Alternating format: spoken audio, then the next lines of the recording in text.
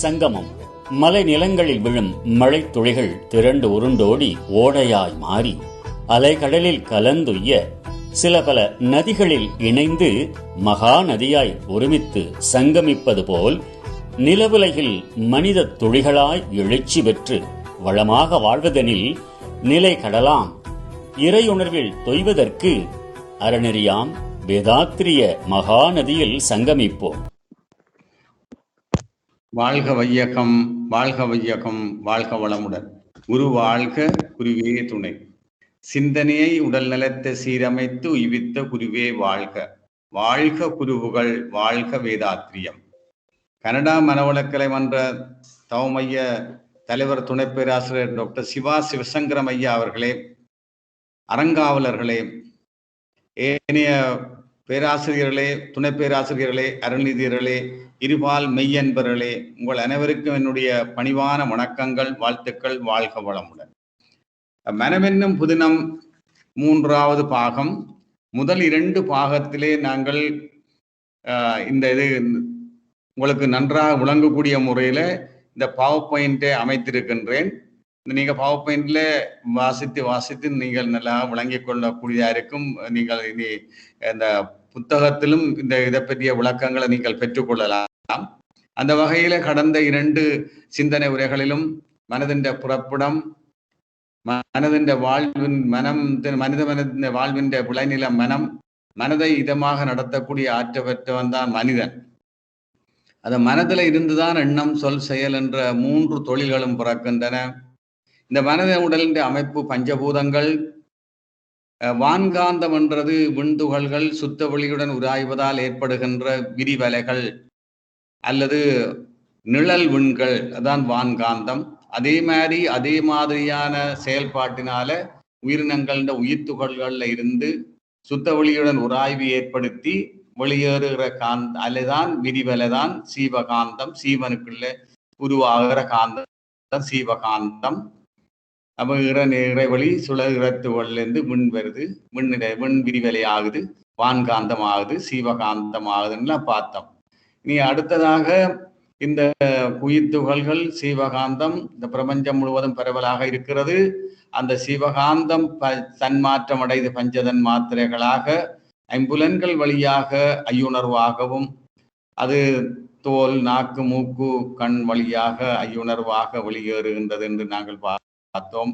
இனி மனதின் செயல்கள், அது விரித்து காட்டுதல், சுருக்கி வைத்தல், அதுக்கு அடிப்படையாக இருக்கிறது அதனுடைய தள்ளும் ஆற்றலும் இறுக்கும் ஆற்றலும். அது நாங்கள் எப்படி பதிவு செய்கிறது என்று பார்த்தோம். முன்பு பார்த்த ஒரு உருவத்தை கருமையத்தில் இருந்து மூளைக்கு போன சிவகாந்த அலையை மனமாக விரித்து எண்ணமாக மலர்த்தி காட்டுது.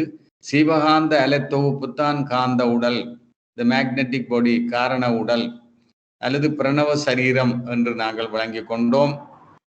இந்த பிரபஞ்சம் முழுவதும் இருக்கிற அறிவு என்பது ஒன்றுதான், 2 கிடையாது, ஒன்றுதான்.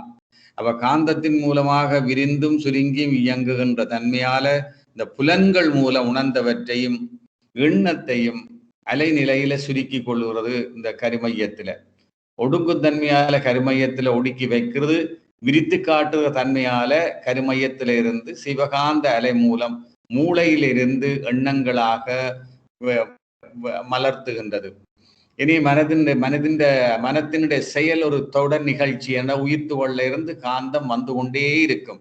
அந்த காந்தம் பஞ்சதன் மாற்றம் அடைந்து கொண்டே இருக்கும். தொடர்ந்து காந்தம் சுத்த ஒளியுடன் மின் உராய்வதால, உயிர்த்துகள்கள் உராய்வதால காந்தம் தொடர் நிகழ்ச்சியாக வந்து கொண்டே இருக்கும். அது பஞ்சதன் மாத்திரைகளாக மாறிக்கொண்டே இருக்கும். அப்ப உயிரிலிருந்து வரக்கூடிய அலை இயக்கம் தொடர்ந்து கொண்டே இருக்கிறது. அறிவு எங்கும் நிறைந்திருந்த போதிலும் எண்ணங்கள் உயிரிடத்தில் எழுவதன் காரணமாக உயிரிடத்துல சிவகாந்த சக்தி எல்லைக்குட்பட்டிருக்கிறது.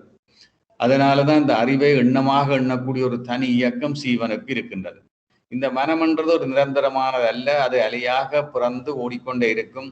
எல்லா காட்சிகளும் கருமையத்தை அடைந்து அந்த பதிவை மீண்டும் நாங்கள் பார்க்கிறோம். அது தொடர்ச்சியாக உயிரிலிருந்து அலைகள் வந்து கொண்டே இருக்கும். இந்த மனம் தூங்குற நேரத்தை தவிர மற்ற நேரம் எல்லாம் இயங்கி கொண்டுதான் இருக்கும். மனம் என்ற பொருளை ஒரு பொருளை பார்த்தால் வேகந்தூரம் காலம் பெறும் என்ற 4 பரிமாணத்துல அந்த பொருளாக வடிவம், குணம், தன்மை எல்லாவற்றையும் எடுத்து கொண்டு விடும். 4 பரிமாணங்கள்ல அவற்றையெல்லாம் தன்னுக்குள்ள பதிவாக்கி கொண்டு விடும், மீண்டும் பிரதிபலிக்கும்.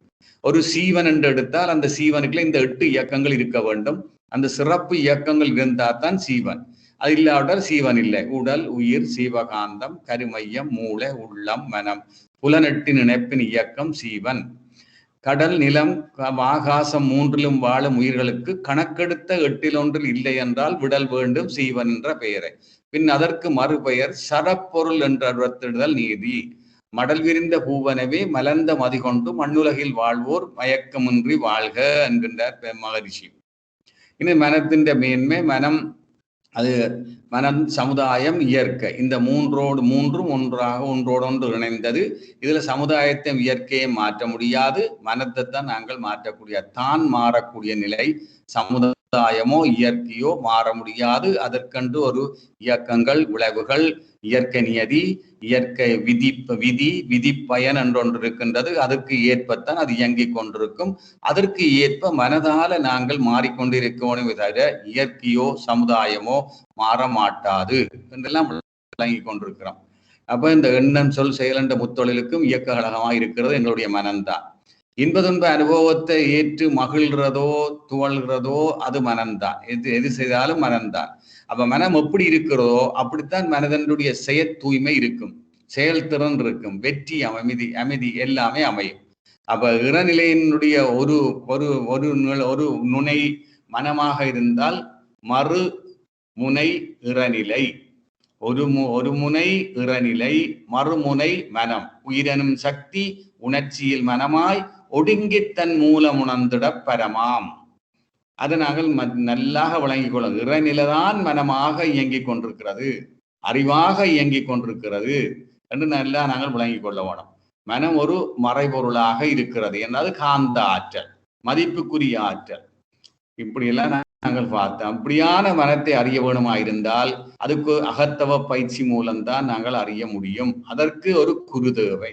அந்த குருவினுடைய வழிகாட்டல்ல, அவருடைய போதனையில, அவருடைய தீட்சையின் வழியாக நாங்கள் அகத்தாய்வு பயிற்சியை மேற்கொண்டு மன அலைச்சூழலை குறைக்க அது ஒரு நுண்ணிய நிலைக்கு செல்லும். அதனால நாங்கள் இறை உணர்வு பெற முடியும். இந்த பிரபஞ்சத்தை, இந்த உற்பத்தி இயக்கங்கள் எல்லாம் விளங்கிக் கொள்ள முடியும். இந்த இறநிலை, விண்ணிலை, காந்த நிலை என்ற 3 மறைபொருட்களையும் முற்று முழுதாக விளங்கிக் கொள்ளக்கூடிய இருக்கும். மனம் எந்த அளவுக்கு பளிங்கு போல இருக்குமோ அந்த அளவுக்கு இயற்கை தன் இரகசியங்களை வெளிப்படுத்தும். அதன் கருத்து என்ன? மனம் எவ்வளவு நுண்ணிய நிலைக்கு போகுதோ அந்த அளவுக்கு இயற்கையில இருக்கிற எல்லா இரகசியங்களும், இயற்கையின் இயக்கங்கள், அதுக்கு ஒரு அதிர்வு இருக்கு.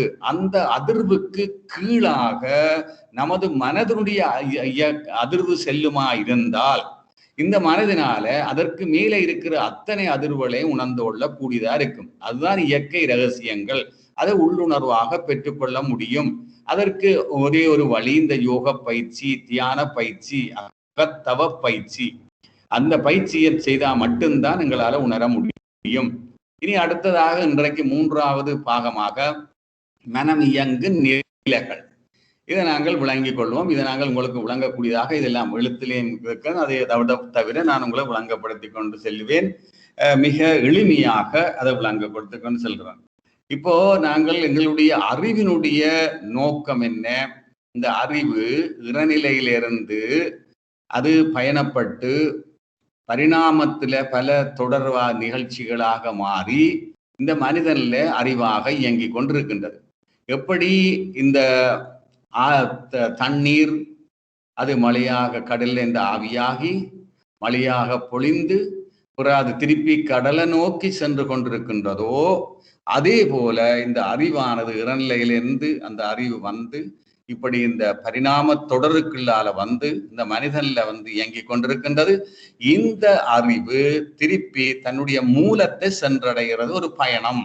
அந்த பயணத்துல இந்த அறிவு இப்பொழுது மனிதனுக்குள்ள அது அறிவாக இயங்கிக் கொண்டிருக்கின்றது. அப்படி இயங்கிக் கொண்டிருக்கும் பொழுது அது உடல் வரையில எல்லை கட்டி இயங்கலாம், அல்லது மனமாக அடுத்த நிலையில இயங்கலாம். அடுத்த நிலையில இந்த உயிரை உணர்ந்த நிலை, பிராணனை உணர்ந்த நிலையில இயங்கலாம். இந்த விண்ணை உணர்ந்த நிலையில, இந்த பிரபஞ்சத்தில் இருக்கிற பொருட்களுக்கு மூலமான விண்ணை உணர்ந்த நிலையில இயங்கலாம். இயங்கி அது மூலப்பொருளான சுத்த வழியை சென்றடையலாம். இப்படியாக இந்த அறிவு பல நிலைகளில இயங்கலாம். பல நிலைகளில இயங்கித்தான் அறிவு இந்த மூல நிலையான அந்த சுத்த வெளியில அதாக மாறுற நிலையை அடைய வேண்டும். அப்ப அது இப்ப என்ன செய்து கொண்டிருக்குது? அது இப்ப உடலுக்குள்ள உடல் வரையில இல்ல கட்டி நின்று அது உடலுக்கு என்ன தேவையோ அவற்றையெல்லாம் கொடுத்து கொண்டிருக்கின்றது. இந்த அறிவு அல்லது இந்த ஆன்மா அது எந்த நிலையில இயங்குது, எந்த எல்லைக்குள்ள இயங்குது, எந்த உரைக்குள்ள இயங்குது என்பதை பொறுத்து நமது வேதாந்திகள் சித்தாந்திகள் இதற்கு பெயர் வைத்திருக்கிறார்கள். பல்வேறு மார்க்கங்கள்ல இருக்கிறவர்கள் பல்வேறு விதமான விளக்கங்களை கொடுக்கிறார்கள். இங்கு வேதாத்திரியத்துல வேதாத்திரி மகரிஷி என்ன விளக்கத்தை கொடுக்கிறார்ன்றதை தான் நாங்கள் பார்க்க போகின்றோம். அப்ப இந்த மனம் அல்லது இந்த அறிவு, இந்த ஆன்மா எந்தெந்த நிலைகளில இயங்குது, எந்தெந்த நிலைக்குள்ள வரையறுக்கப்பட்ட நிலைக்குள்ள அது இயங்கிக் கொண்டிருக்கிறது, எந்தெந்த உரைக்குள்ள, கோஷங்கள் என்றால் உரை, எந்த உரைக்குள்ள அது இயங்குது, எந்த எல்லைக்குள்ள இயங்குது என்றதை பொறுத்து அதற்கு ஞானிகள் பெயரை வைத்திருக்கிறார்கள். அப்ப இந்த மனித உயிருக்கு ஆன்மான்னு சொல்லலாம், அப்ப அறிவு என்று சொல்லலாம். இந்த ஆன்மா 5 கோஷங்களை உடையது. அப்ப 5 கோஷங்கள் என்று சொன்னால் இப்ப இந்த அறிவு முதல்ல ஒரு மேலோட்டமான விளக்கம். இந்த அறிவு உடல் வரையில இல்லகட்டி நின்று இயங்குது என்று வைத்துக் கொள்ளுவோம். உடல் வரையில இல்லகட்டி நிக்குது. உடல் வரை என்றா என்ன? இந்த ஞான இந்திரியங்கள், கர்ம இந்திரியங்கள் அளவில எல்லகட்டி நின்று இயங்குது. அப்படி இயங்கும் பொழுது இந்த உடலுக்கு என்ன தேவையோ அவற்றையெல்லாம் பெரும் வகையில இயங்கிக் கொண்டிருக்கிற ஒரு நிலை. மனம் இல்ல இந்த அறிவு இந்த உடலின் உணர்ச்சிகளுக்கு இல்லால அது இந்த குறுகிய நிலையில கட்டுப்பட்டு இந்த ஞான கன்வேந்திரியங்கள் மூலம் உலக பொருட்களோட தொடர்பு கொண்டு இந்த உடலுக்கு என்ன தேவையோ அதை கொடுத்து கொண்டிருக்கிற ஒரு நிலை. அப்ப இந்த உடலுக்கு என்ன தேவை? இந்த உடலுக்கு பசி வந்தால் அந்த உடல் சாப்பிட வேண்டும், தாகம் வந்தா தண்ணீரை குடிக்க வேண்டும். அப்ப இது இந்த அறிவு என்ன செய்யுது? அது இறைநிலை நோக்கி பயணிக்க வேண்டிய அறிவு. அறநிலை நோக்கி பயணிக்கிறதுக்கு இறைவன் 5 புலன்களை கருவியாக கொடுத்திருக்கிறார். அப்ப அந்த 5 புலன்களை இந்த அறிவு ஆண்டு கொண்டு இருக்க வேண்டும். எதை நோக்கிய பயணத்துக்கு? மூலத்தை நோக்கிய பயணத்துக்கு இந்த அறிவு 5 புலன்களை ஆண்டு அதன் மூலம் அது இறைநிலை நோக்கிய பயணத்தை மேற்கொள்ள வேண்டிய அறிவு புலன் வழிய புலன் கட்டுப்பாட்டுக்குள்ள அடங்கி நின்று இந்த புலன்களுக்கு என்ன சொல்லுதோ அதை செய்து கொண்டிருக்குது. இந்த புலன்கள் என்ன சொல்லுது? இந்த உடலுக்கு பசிக்குதா, அப்ப அதுக்கு உணவை கொடுக்க வழி பண்ணுது. அதுக்கு தாகம் இருக்குதா, நீரை கொடுக்கறதுக்கு வழி பண்ணுது. இனி அது வெப்பதப்ப வேறுபாடுகள் ஏற்பட்டிருக்கா, அதனால உடலுக்கு பாதுகாப்புக்கு கேடு வந்திருக்கா, அப்ப அதை நிவர்த்தி செய்யறதுக்குரிய வழிவகைகள் என்ன என்றதை தேடி அவற்றை நிறைவேற்றி கொண்டிருக்கிறது. இனி கழிவு பொருட்கள் சேர்ந்து விட்டதா, அப்ப அந்த உடல்ல சேர்ந்த கழிவு பொருட்களை அகற்றுறதுக்கு உடல் தேவைகள் என்ன, அவற்றையெல்லாம் முடிக்கிற அளவுல செயல்படுது. இப்படியாக இந்த அறிவு உடலுக்கு என்ன தேவையோ உடல் வரையில எல்லை கட்டி நின்று, அதான் அதனுடைய எல்லை, அதன் கோஷம் உடல் வரையில எல்லை கட்டி நிக்குது. உடல் வரையில எல்லை கட்டி நின்று இந்த உடலுக்கு என்ன தேவையோ அவற்றையெல்லாம் கொடுத்து கொண்டு அவற்றை செயல்படுத்தி அவற்றையெல்லாம் இந்த ஞான கர்மேந்திரியங்கள்ல பதிவாக்கி கொண்டு அப்புறம் திருப்பி பசி கேட்கல, திருப்பி உணவு, திருப்பி வெப்பதற்ப மாற்றங்கள் ஏற்படையக்கல உடலுக்கு பாதுகாப்பு, கழிவு பொருள் சேர்ந்து விட்டதா திருப்பி அது உடல் தேவைகள் நிறைவேற்றி கழிவை அகற்றுறது. இப்படியாக இது செயல்பட்டு கொண்டிருக்கிறது. இந்த உடல் வரையில நின்று இந்த உடலுக்கு என்ன தேவையோ அப்படியான தேவையை மட்டும் நிறைவேற்றி கொண்டிருக்கு. அதனுடைய உண்மையான தேவை என்ன, நோக்கம் என்ன, இறநிலைய நோக்கிய பயணம் அறிவு. ஆனால் அது இங்கு எல்லை கட்டி நின்று விட்டது, உடல் வரையில எல்லை கட்டி நின்று விட்டது. அந்த கோஷத்துக்குள்ள அந்த உரைக்குள்ள இயங்கிக் கொண்டிருக்குது. இப்படியாக இந்த அறிவு இப்படி இந்த உடல் வரையில எல்லை கட்டி இயங்குகிற அந்த நிலைக்கு பேர் அன்னமய கோஷம். உடல் வரையில எல்லை கட்டி நின்று இந்த உடலுக்கு அடிப்படையான தேவைகள் என்ன இருக்கோ அவற்றையெல்லாம் நிறைவேற்றி கொண்டிருக்கிறதே அந்த நிலைக்கு பேர். அந்த எல்லையில எப்ப அந்த அறிவு அந்த மனம் இயங்குதோ அப்ப அதுக்கு பேர் அன்னமய கோஷம் முதலாவது. இனி இரண்டாவதாக இந்த நிலையை கடந்து இந்த மனம் என்ன செய்யுது, மனத்தை உணருது. எதை உணர்வு? மனத்தை உணர்வு. மனத்தை உணர்ந்து இந்த மனமாக இயங்கிக் கொண்டிருக்குது. மனம் என்ன செய்யும்? மனம் 5 புலன்கள் வழிய இயங்கி அந்த 5 புலன்களினால அது படர்க்க நிலை அடைஞ்சு புறப்பொருட்களோடு தொடர்பு கொண்டு வேகம், தூரம், காலம், பருமன்ல அது தொடர்பு கொண்டு அது இன்பங்களை துன்பங்களை அனுபவிக்கும், அதில் பதிவாக்கும். அப்படி இன்பங்கள் துன்பங்களை பதிவாக்குறதால அதுக்கு 6 குணங்கள் வந்துவிடும். 6 குணங்கள் வந்து ஒரு மயக்க நிலைக்கு செல்றதால அந்த 6 குணங்கள் ஏற்பட்ட நிலையில அந்த அறிவு மயக்க நிலைக்கு சென்று விடும். அப்படி இந்த மயக்க நிலையில இருக்கிறபடியால அந்த 6 குணங்களை நிறைவேற்றுறதுக்கு அது 5 பெரும் பழிச்செயல்களை ஆற்றி கொண்டிருக்கும். இது எல்லாம் அதனுடைய நடுமனத்துல பதிவாகி விடும். இதை திருப்பி திருப்பி செய்து கொண்டே இருக்கும் இந்த மனம். இப்படி இந்த மனம் எப்படி இந்த புலன்வழிய இயங்கி அவற்றையெல்லாம் தன்னுக்குள்ள பதிவாக்கி கொண்டு எங்க பதிவாக்குது? மூளையில பதிவாக்குது. மூளையில பதிவாக்கி நடுமனத்துல பதிவாக்கி கொண்டு அது தொடர்ந்து எண்ணங்களாக எழுச்சி பெற்று அவற்றையெல்லாம் இயக்கி கொண்டிருக்கிற அந்த 2வது நிலை, மனமண்ட நிலையில இயங்கிக் கொண்டிருக்கிற மனம், மனமாகவே இயங்கிக் கொண்டிருக்கிற நிலைக்கு பேர் மனோமய கோஷம். இது 2வது நிலை.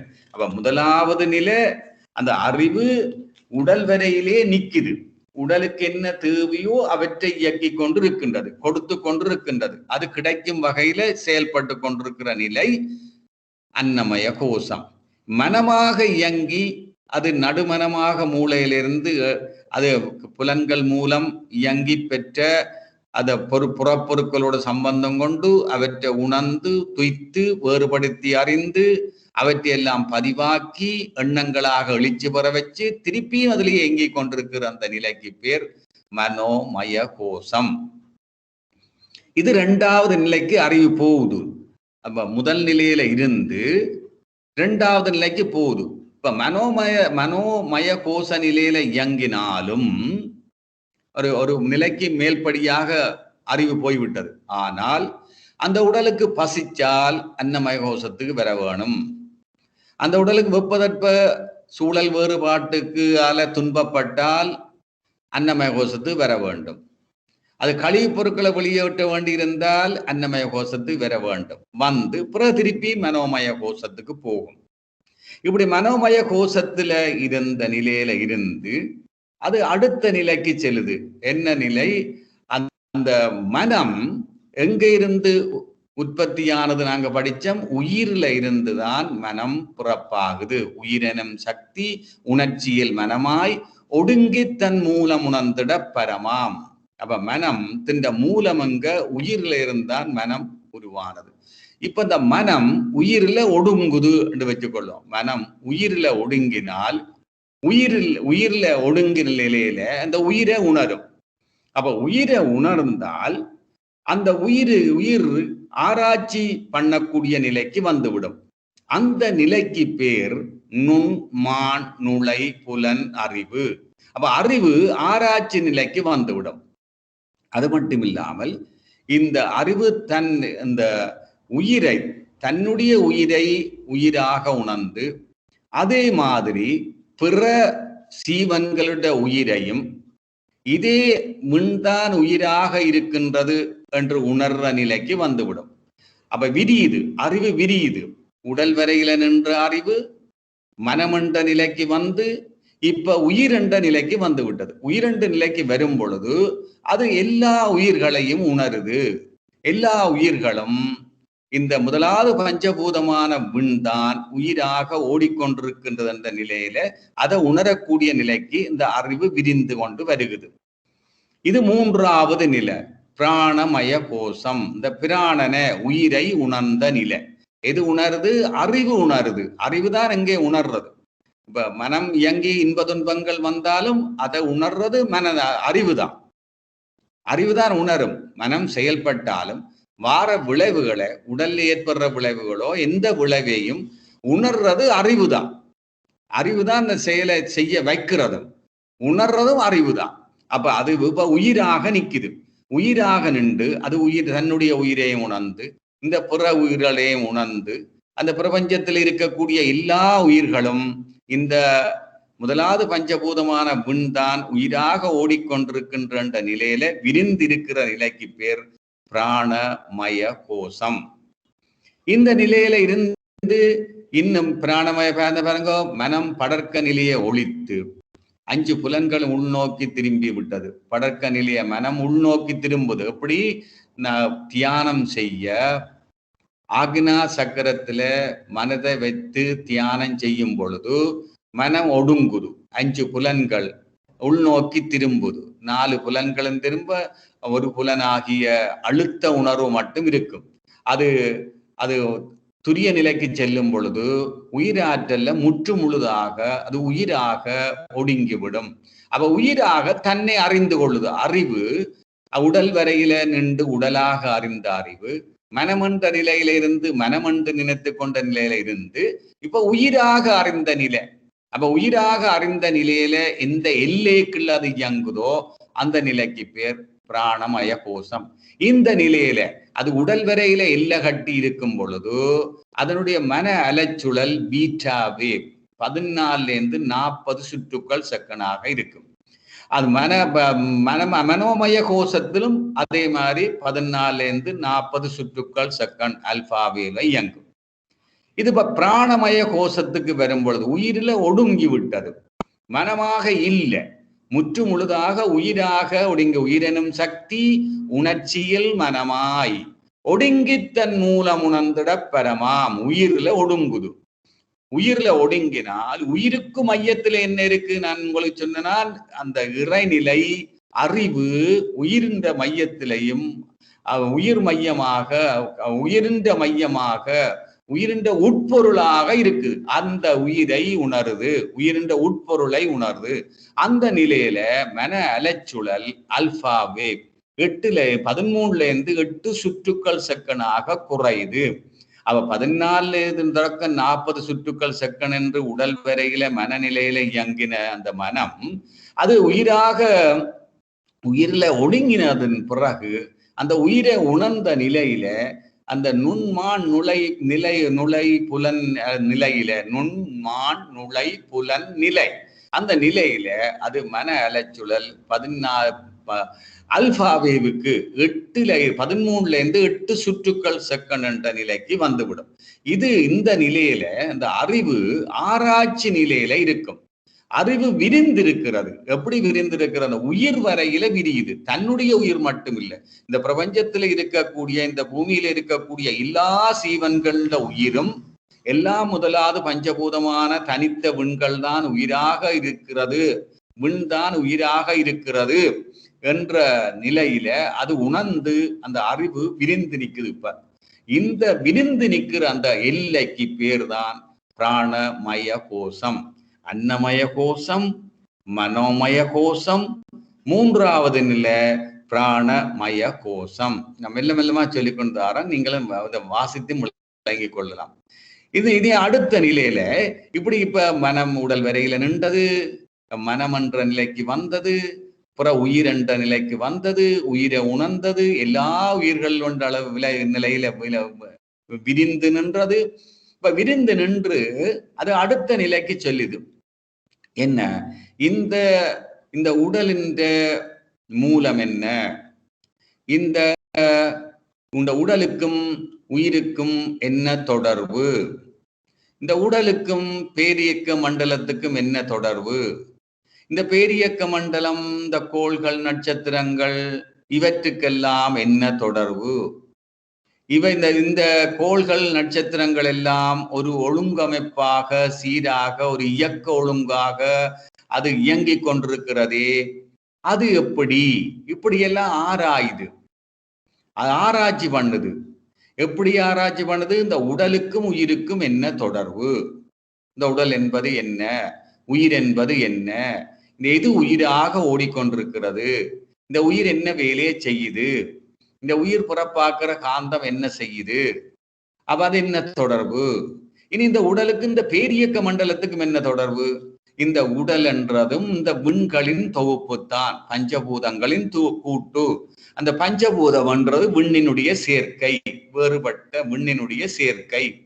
இந்த பேரியக்க மண்டலம் என்னது? அது பேரியக்க மண்டலம், பிரபஞ்சம், அதென்ன பிற பஞ்சம்.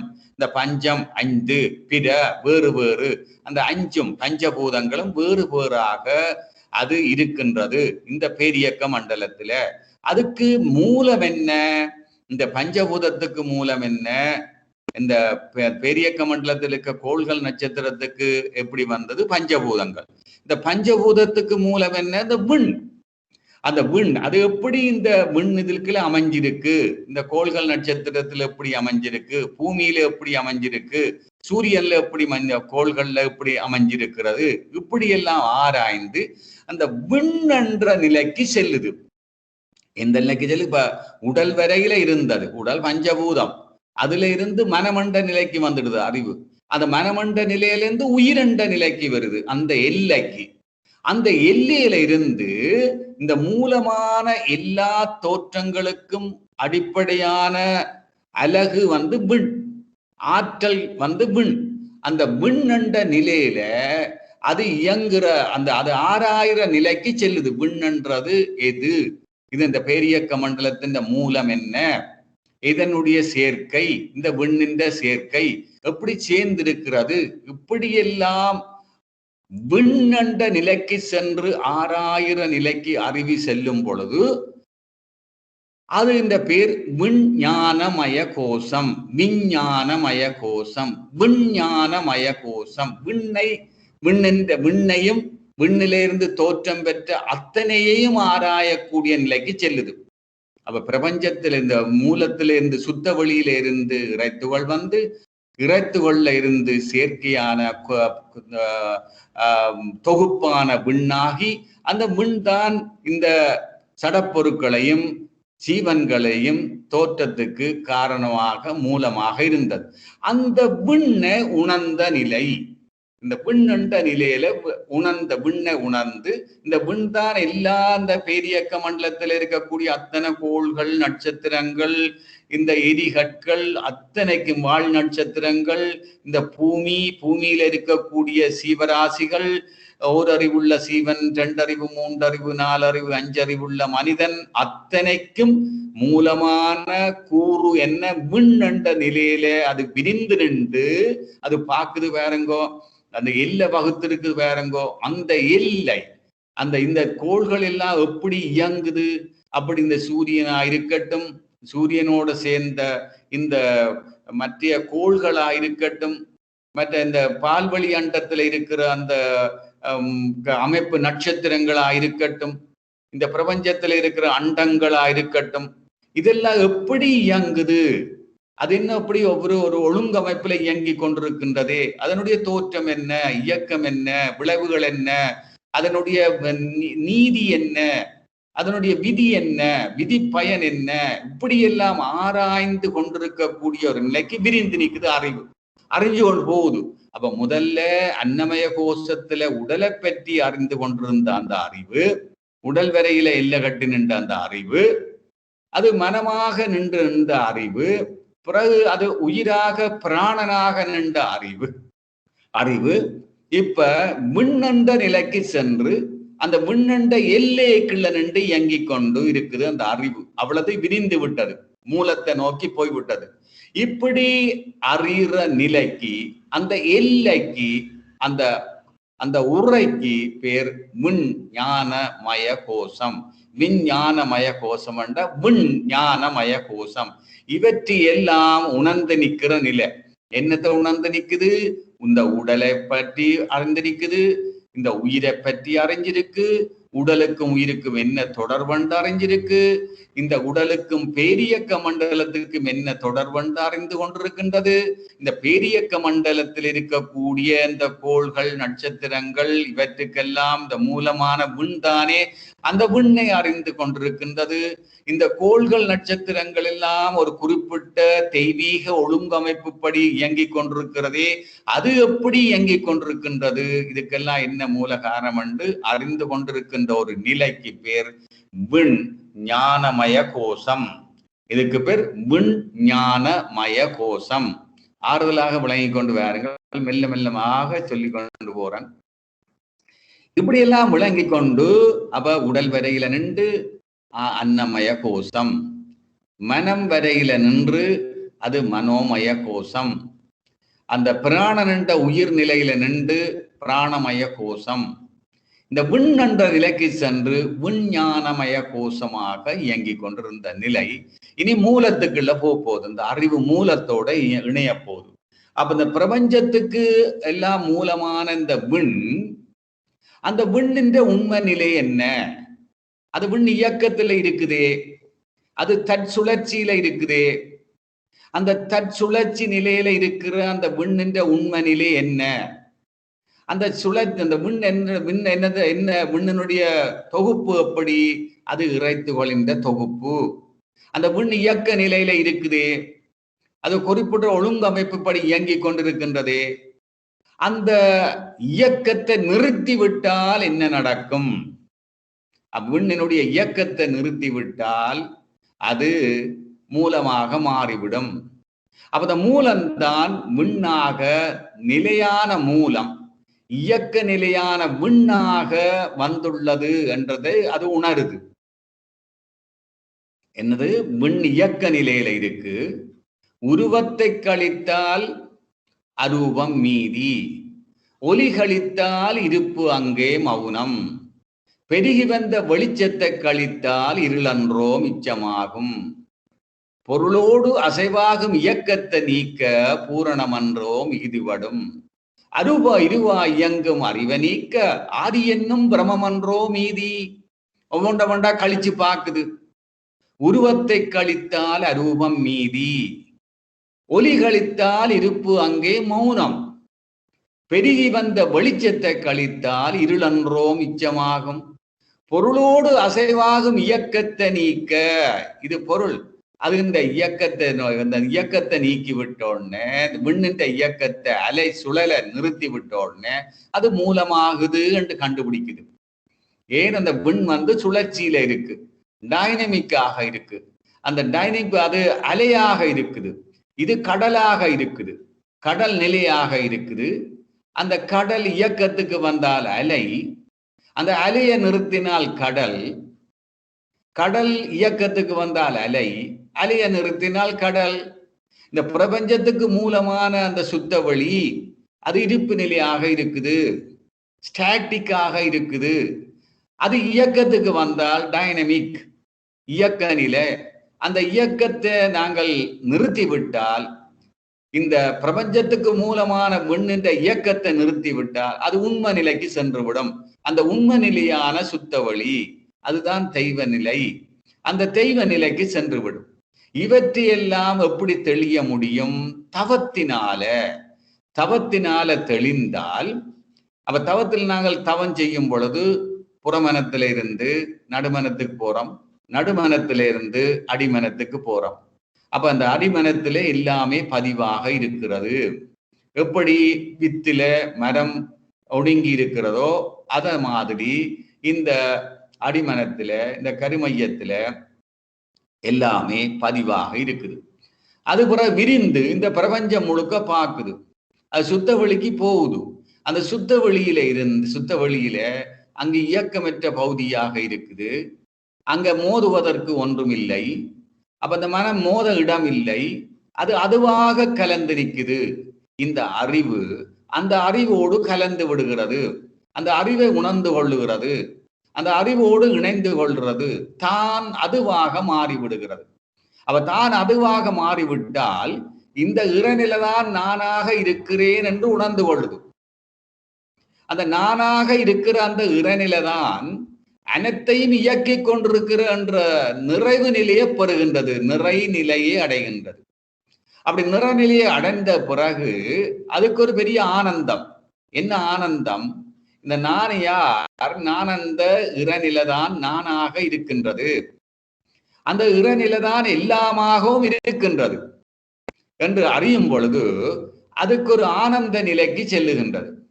அதைத்தான் சொல்லுகின்றார், பரவழியாய் பரந்து நின்ற பரம்பொருளே, பற்றற்ற தெய்வம் என்று பற்றினேன் உணர்ந்தேன், சிரமமர்ந்து மனையலைய சீரமைத்த பேற்றால் சிறப்புடைய பேரண்ட சீரியக்கங் கண்டேன், நரனென்ற சிற்றெல்லை நான் கடந்த போது நான் நீயாய் கூர்தலறம் நல்லியல்பு அறிந்தேன், கரங்குவித்தேன் நீ நான் இரண்டு ஒன்றென்று நீ நானாய் விளங்கும் பேரறிவில்.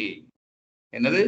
பரவழியாய் பறந்து நின்ற பரம்பொருளே, பற்றற்ற தெய்வமென்று பற்றினேன் உணர்ந்தேன், சிரமமர்ந்து மனை அலையை சீரமைத்த பேற்றால். சிரமமர்ந்தால் உச்சியில தவஞ்சீரம். சிரமமர்ந்து மனை அலையை சீரமைத்த பேற்றால் சிறப்புடைய பேரண்ட சீரியக்கம் கண்டேன். இந்த பேரண்ட சீரியக்கத்தை கண்டேன். நரனென்ற சிற்றெல்லை நான் கடந்த போது, நரன் அத நான் உடல் என்று நேற்ற அன்னமய கோஷத்தில இருந்து நான் மனோமய கோஷத்துக்கு வந்து, இந்த பிராணமய கோஷத்துக்கு வந்து, இந்த விஞ்ஞானமய கோஷத்துக்கு வந்து, இந்த சுத்தவெளியை உணர்ந்து நின்ற பொழுது நீ நான் நீயேதான் நானாக இருக்கின்றது என்று நான் சந்தோஷப்படுகிறேன், ஆனந்தப்படுகிறேன் என்று பாடுகின்றார் வேதாத்திரி மகரிஷி. பரவழியாய் பறந்து நின்ற பெரம்பொருளே, பற்றற்ற தெய்வம் என்று பற்றினேன் உணர்ந்தேன், சிரமமந்து மனையலே சீரமைத்த பேற்றால் சிறப்புடைய பேரண்ட சீரியக்கங் கண்டேன், நரனென்ற சிற்றெல்லை நான் கடந்த போது. நரனென்ற சிற்றெல்லை நான் கடந்த போது, அந்த அந்த சிற்றெல்லையை நான் கடக்கும் பொழுது நரனென்ற சிற்றெல்லையை கடந்து விடுறேன். அப்படி கடந்து போன போதுதான் எனக்கு புரிஞ்சது, அது வேறு யாரும் இல்லை, நீதான் நானாக இருக்கின்றது. நான் தான் நீயாக இருக்கின்ற என்று சொல்லாம நீதான் நானாக இருக்கின்றது என்று உணர்ந்து கொண்டேன் என்று பாடுகின்றார். பரவழியாய் பறந்து நின்ற பரம்பொருளே, பற்றற்ற தெய்வம் என்று பற்றினேன் உணர்ந்தேன். திருப்பி திருப்பி பாடுறேன்னு கேட்டுக்கொள்ளுங்க. சிரமமந்து மனை அலையை சீரமைத்த பேற்றால். இந்த தவம் செய்கிறோம், மன அலைச்சுழலை குறைச்சு குறைச்சு குறைச்சு கொண்டு போறோம். உச்சியில தவம் செய்கிறோம், குறைச்சு கொண்டு போக சிரமமந்து மனையலையை சீரமைத்த பேற்றால் சிறப்புடைய பேரண்ட சீரியக்கம் கண்டேன். இந்த பேரண்டத்தின் சீரியக்கத்தை கண்டன். அந்த இயக்கத்துக்கு காரணமா இருக்கிறது மின்தான் என்று உணர்ந்து கொண்டேன். இந்த உடலாக இருக்கும் பொழுது நரனென்ற சிற்றெல்லை நான் கடந்த போது, அது சிற்றெல்லை, அது அன்னமய கோஷம். அந்த அன்னமய கோஷத்துல இருக்கும் பொழுது அது சிற்றெல்லை, அதை நான் கடக்கிறேன். அப்படி கடந்த போது இந்த சிறப்புடைய பேரண்ட சீரியக்கத்தை காணுகிறேன். அதையெல்லாம் கடந்த போது என்ன கண்டன்? நான் நீயாய் கூர்தலறம் நல்லியல்பு அறிந்தேன். நான் தான் யாரு? நீதான் நான், நான் தான் நீ. அப்ப கரங்குவித்தேன், நான் நான் ஆனந்தப்பட்டு ஆனந்த மயமாக இருந்து உன்னை நான் வணங்குகின்றேன்.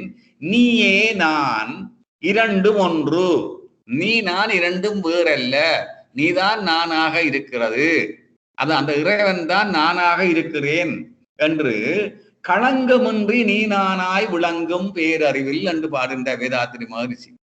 அதைத்தான் வள்ளலார் பாடுகின்றார். காகம் உறவு கலந்துண்ண கண்டீர், அகண்டாகார பேரின்ப வெள்ளம் பொங்கி ததும்பி பூரணமாய் ஏக உருவாய் கிடக்கிறது.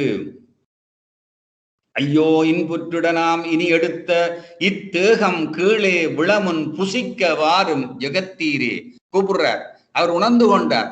இந்த ஆனந்தமய கோஷத்துல இருந்து அந்த மூலப்பொருளை உணர்ந்து அது எப்படி கிடக்குதாம்? காகம் உறவு கலந்துண்ண கண்டீர், காகம் எப்படி கூப்பிடுதாம்? உறவு கலந்துண்ண கண்டி, உறவு கலந்து உண்ண கண்டீர், கூப்பிட்டு சாப்பிடுமா, தனியை சாப்பிடாது. அதே மாதிரி நான் சொல்றேனப்பா, இந்த அகண்டாகார சிவபோகம் என்னும் பேரின்ப வெள்ளம் பொங்கி ததும்பி பூரணமாய் எப்படி கிடக்குது? பொங்கி ததும்பி, அதான் தன் அதிர்வு என்ற அதிர்வு, நுண் அதிர்வு, பொங்கி ததும்பி பூரணமாய் இருக்கிறது, ஏக உருவாயிருக்கிறது, அது ஒன்றுதான் இருக்கிறது என்று கிடக்கிறது, ஏக உருவாய் கிடக்கிறது. ஐயோ இன்புற்றுட இனி நாம் எடுத்த இத்தேகம் விளமுன் புசிக்க வாரும் ஜெகத்தீரே என்று பாடுறார் வள்ளலார். வாருங்கள், இந்த ஆனந்தமய கோஷத்திலிருந்து பாடுறார். அவரே சொல்றார் திருப்பியும், தோன்றுபர சாக்கிரமும் கண்டோம், வழியா கேளுங்க, தோன்றுபர சாக்கிரமும் கண்டோம், அந்த சொப்பனம் கண்டோம், மேல் சுளுத்தி கண்டோம், ஆன்ற பரதுரிய நிலை கண்டோம், அப்பால் அது கண்டோம், அதுவும் கண்டோம், ஏற்ற உபசாந்தி நிலை கண்டோம், அப்பால் இருந்த நிலை காண்கிலோம் என்னே என்று சான்ற உபநடங்கள் எல்லாம் வலுத்த நின்ற தன்மயமே சின்மயமே சகத தேவே என்று பாடுறார். எப்படி பாடுறார்? தோன்று பெற சாக்கிரமும் கண்டோம், அந்த சொப்பனம் கண்டோம், மேல் சுளுத்தி கண்டோம், ஆன்ற பெற திரிய நிலை கண்டோம், அப்பால் அது கண்டோம், அதுவும் கண்டோம், எல்லாத்தையும் கட்டு விட்டோம். அப்ப என்ன? பிராணமய கோஷத்தில் நின்றோம், விஞ்ஞானமய கோஷத்தில் நின்றோம், இப்ப ஆனந்தமய கோஷத்துல நிற்கிறோம் என்று பாடுகின்ற. இதைத்தான் இந்த பஞ்ச கோஷங்களுக்குள்ள நின்று பாடுறது. இனி இப்ப அவரு பட்டினத்தை சொல்றார், அட்டாங்க யோகமும் ஆதாரம் அந்தும் ஆதாரம் ஆறும் அவத்தை அந்தும் விட்டேறி போன வழிதனிலே வியப்பொன்று கண்டேன், பட்டாகி செம்மதி பாலுறல் உண்டு மகிழ்ந்திருக்க எட்டாத பேரின்பம் என்ன விழுங்கி இருக்கிறதே. அந்த ஆனந்தமய கோஷத்துக்குள்ள அவர் விழுங்கப்பட்டு விட்டார். அவர் தான் அதுவாக அது தானாக கலந்து விட்டார் ஆனந்தமய கோஷத்துக்குள்ள. அப்படி சொல்றார், அட்டாங்க யோகமும் ஆதாரம் ஆறும் அவத்தை அந்தும் விட்டேறி போன வெளிதனிலே, அங்க வெளிக்கு போயிட்டார், அந்த சுத்த வெளி போயிட்டார், வியப்பொன்று கண்டேன், வட்டாகி செம்மதி பாலுறல் உண்டு மகிழ்ந்திருக்க எட்டாத பேரின்பம் என்னை விழுங்கி இருக்கின்றதே. இதுதான் அந்த ஆனந்தமய கோஷம், ஆனந்த நிலைக்கு சென்ற நிலை. இப்படியாக இப்ப என்ன சொல்றார்கள்? நாங்கள் திருப்பியும் பார்த்தோமா இருந்தால், இப்ப சுருக்கமாக நாங்கள் இதை சொன்னோமா இருந்தால், இவர்கள் உடல் வரையில இந்த அறிவு, இந்த மனம், உடல் வரையில உணவை பற்றி, தாகத்தை பற்றி, நீரை பற்றி, இந்த உடலுக்கு என்ன தேவையோ இந்த கழிவு பொருட்களை அகற்றுறதை பற்றி, இந்த சுற்றுப்புற சூழலில் ஏற்படுற வெப்பநிலை மாற்றத்துக்கு ஏற்ப என்னுடைய உடலை நான் எப்படியெல்லாம் பராமரிக்கலாம் என்று நினைத்து கொண்டிருக்கிற நிலை இருக்குது பாருங்கள். அந்த நிலைக்கு அன்னமய கோஷம் சுருக்கமா சொன்னார். இப்போ ஒரு கருத்தை பற்றி எண்ணேக்கல ஒரு எண்ணம், அந்த எண்ணத்தை சொல்லாக்கி செயலாக்கி விளைவாக்கி அதை அனுபவம் கொண்டு அவற்றையெல்லாம் திருப்பி பதிவாக்கி திருப்பி எண்ணமாக்கி நடுமனத்துல மூளையில எண்ணமாக்கி திருப்பியும் செயலாக்கி விளைவாக்கி பதிவாக்கி இவற்றை அனுபவிச்சு கொண்டிருக்கிறது நிலைத்து செல்ல பாருங்கள். அது மனோமய கோஷம். இனி தவத்துல உள்நோக்கி உயிருக்கு மேல மனதை வைத்து தவம் செய்கிறோம். குண்டலினி யோகம் என்ன சொல்றார்? அந்த குண்டலினி யோகம் என்ற என்ன? குறைபோக்கும் குண்டலினி தவத்தின் மூலம் குவிந்து மனம் உயிரோடு உறையும். மேலும் மறைபொருளாம் அறிவு அதன் முழுமை பேறு பெற்று அமைதி அனுபவிக்கும்.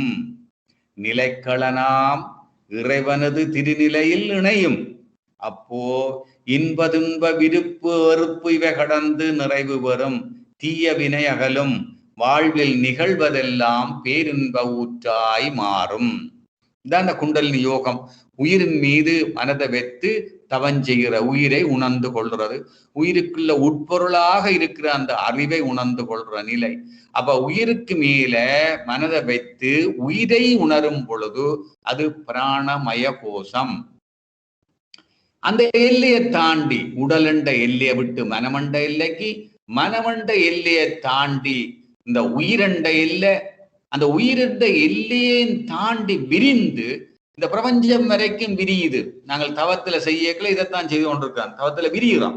விரிந்து இந்த சூரியன்கள், நட்சத்திரங்கள், கோள்கள் எல்லாவற்றையும் விரிந்து அவற்றுக்கெல்லாம் இந்த மூலமாக இருக்கிறது என்னமோ என்று சொல்லி எல்லாம் ஆராய்ந்து கொண்டு போனால் அவற்றுக்கு பேர் தான் அந்த விஞ்ஞானமய கோஷம். அந்த விஞ்ஞானமய கோஷத்துல இருந்து இன்னும் விரிந்து இந்த விஞ்ஞானமய கோஷத்துக்கு மூலமாக இருக்கிற அந்த விண் என்பது என்ன? அந்த விண் என்ற இயக்கத்தை நிறுத்தினால் என்ன நடக்கும்? அந்த மூலம் இயக்கத்துக்கு வந்தா இப்படி விண்ணாகுது, இப்படி எல்லாம் அறிந்து அதோடு அதுவாக மாறி நிற்கிற அந்த நிலைக்கு பேர் ஆனந்தமய கோஷம். அன்னமய கோஷத்துல இந்த ஆனந்தமய கோஷம், அந்த ஆனந்தமய கோஷத்துல இருந்து முழுமை பெறுகிறது தான் என்னுடைய வாழ்வின் நோக்கம். அப்படியான அந்த ஆனந்தமய கோஷத்துக்கு இட்டு செல்வதுதான் இந்த துரியாதீத தவ பயிற்சி. அப்ப நாங்களுக்கு திருப்போம், அதை நாங்கள் விளங்கிக் கொள்வோம். அப்ப நாங்கள் என்ன பார்த்தோம் இதுவரைக்கும்? இன்றைக்கு முக்கியமாக இதையும் பார்த்துட்டு மற்றதுக்கும் ஒரு மேலால பார்ப்போம். அப்ப முதல்ல அன்னமய கோஷம். அன்னமய கோஷம் என்றா என்ன? உடல் உணர்ச்சியா உடல் வரையில எல்லை கட்டி நின்று உடலுக்கு என்னென்னலாம் தேவையோ அவற்றையெல்லாம் நிறைவேற்றி அவற்றை அனுபவம் கொண்டு அவற்றை உடல் வரையில பதிவாக்கி விரிவு சுருக்க பதிவாக உடல் கலங்கள்ல பதிவாக்கி மீண்டும் மீண்டும் அவற்றை செயல்படுத்தி கொண்டு நிற்கிற நிலை அன்னமய கோஷம். அவற்றையெல்லாம் தாண்டி மனமென்ற நிலையில இயங்கி அது மனமாக இயங்கி அது புறப்பொருத்தோட சம்பந்தம் கொண்டு அவற்றை பதிவாக்கி அதை எண்ணங்களாக்கி அதுல இருந்து அது குணவயப்பட்டு 6 குணவயப்பட்டு அவற்றிலான மயக்க நிலை அடைந்து அந்த 6 குணங்களை நிறைவேற்றுறதுக்கு பாவச் செயல்களை செய்து அப்படி மனம் இயங்குற நிலைக்கு மனோமய கோஷம். அதையும் தாண்டி அது உயிரை உணரும் பொழுது அந்த உயிரை தன்னுக்குள்ள இருக்கிற உயிரை உணருது. அந்த வேற மற்ற உயிர்கள் எல்லாம் என்ன, அந்த உயிர்கள் என்பது என்ன, எது உயிராக இயங்குகிறது என்பதெல்லாம் இயங்கி விரிந்து நிற்கிற நிலைக்கு பேர் பிராணமய கோஷம். அந்த நிலையில மனம் அல்பா அலைக்கு வந்துவிடும். அன்னமய கோஷத்துல மனோமய கோஷத்துல பீட்டா வேவில் இருக்கிறது, இங்க அல்பா அலைக்கு வந்துவிடும் அந்த நிலை. அதையெல்லாம் தாண்டி இதுக்கெல்லாம் மூலமாக இருக்கிற அந்த தோற்ற பொருட்களுக்கெல்லாம் மூலமாக இருக்கிற அந்த விண்ணை அறிந்து கொண்ட நிலையில விஞ்ஞானமய கோஷமாகவும் அந்த எல்லைக்குள்ள இயங்குது இந்த அறிவு, இந்த மனம் இயங்குது. அப்ப இயங்குறது அதுக்கு அது மூல நிலைக்கு சென்ற பிறகு இந்த மூல நிலையை உணர்ந்து அந்த மூல நிலைதான் எல்லாம் அது ஒன்றுதான் ஏகமாக இருக்கிறது. அந்த ஏகம்தான் பலவாக இருக்கிறது. ஆனால் சத்து சித்து அனந்தமாக இருக்கிறது என்று உணர்ந்து இந்த சத்து சித்தாகி அனந்தமாக இருக்கிறது என்று உணர்ந்த நிலைதான் ஆனந்த கோஷம், சச்சித்தானந்த நிலை என்று சொல்ற ஆனந்தமய கோஷம். இப்படி இதை நாங்கள் இந்த 5 பஞ்ச கோஷங்களை நாங்க பார்த்தோம். நீ அடுத்த நிலையில நாங்கள் இதை ஒரு சுருக்கமாக நாங்க விளங்கிக் கொள்வோம். இந்த மனம் 3 நிலையில இயங்கலாம். மனம் 3 நிலையில இயங்கலாம். எப்படி 3 நிலையில இயங்கலாம்? இந்த புலன் வழிய மனம் மேல் மனமாக இயங்கும், புறமனமாக இயங்கும். அந்த மூளையில இருந்து நடுமனமாக இயங்கும். இந்த கருமையத்தில இருந்து அடிமனமாக இயங்கும். இத நாங்கள் 3 நிலையாக பிரிக்கிறோம் மனதின் இயக்கத்தை. மேல் மனம், நடுமனம், அடிமனம். மேல் மனத்தை புறமனம்னு சொல்ற. அதை புத்தி என்று சொல்றது. நடுமனத்தை சித்தம் என்று சொல்றது. அடிமனத்தை அகங்காரம் சொல்றார் மகரிஷி. அத மேல் மனத்தை புறமனத்தை கான்சியஸ் மைண்ட், நடுமனத்தை சப்கான்சியஸ் மைண்ட், அடிமனத்தை சூப்பர் கான்சியஸ் மைண்ட். இப்படி 3 நிலையில மனத்தை பிரிக்கிறோம். அப்ப இதுல நாங்கள் முதல்ல ஒரு சுருக்கமான விளக்கத்தை இன்றைய கொடுத்து விட்டு அடுத்த முறை விரிவான விளக்கத்தை சொல்லுவோம். இப்ப புறமனம், நடுமனம், அடிமனம் என்றதை நாங்கள் விளங்கிக் கொள்றதுக்கு எப்படி என்றால், இப்ப நம்ம ரோட்டால ஒருவர் வருகிறார். எத்தனையோ பேர் வருகின போகினேன். போகும் பொழுது நாங்கள் அப்படி ஆக்களை பார்க்கிறோம், அந்த பொருட்களாக பார்க்கிறோம். பார்த்ததோட சரி, அவர் போயிடுவார். இது புறமன நிலை. ஆனால் இன்னும் கொஞ்சம் கிட்ட வந்து அவரை நாங்கள் பார்க்கறது கொஞ்சம் ஆழமா பார்க்கிறோம் வேற. அப்ப முதல்ல என்ன பார்த்தோம், ஒரு ஆள் போறார். இப்படி பல ஆட்கள் போயின. பொருள் அளவில் நின்று பார்க்கிறோம். பொருளாக அப்படியே போய்கொண்டிருக்கிறதாக பார்த்து கொண்டிருக்கிறோம். பொருள் அளவில் பார்க்கிறோம். அதை பொருள் வயப்பட்ட நிலைன்னு சொல்ற, பொருளாக பார்க்கிறது. இப்ப நாங்கள் பொருள் என்று எடுத்த பொருளுக்குள்ள ஒரு குணம் இருக்கும். அது மட்டும் இல்லை, பொருளுக்குள்ள ஒரு அறிவும் இருக்கும். அறிவுக்கு இந்த மூலம் ஒன்று இருக்கும். இப்ப நாங்கள் இந்த ஒரு மனிதன் என்று வச்சுக்கொள்ளலாம். வார ரோட்டால அவரை போல பல ஆக்களும் வருனேன். அப்ப அந்த பார்த்த உடனே அவர் ஒரு போறவையோட இவரும் ஒரு ஆள் என்று பார்த்த உடனே சரி, அவர் போய்கொண்டே இருப்பார். அவ்வளோத்தோட முடிஞ்சிடும். இப்படி பார்த்துட்டு விடுறதுக்கு சொல்றது புறமனம். ஆனால் அப்ப இதை சொல்றது பொருள் வயப்பட்ட நிலை, ஒரு பொருளாக பார்த்துட்டு விடுறது.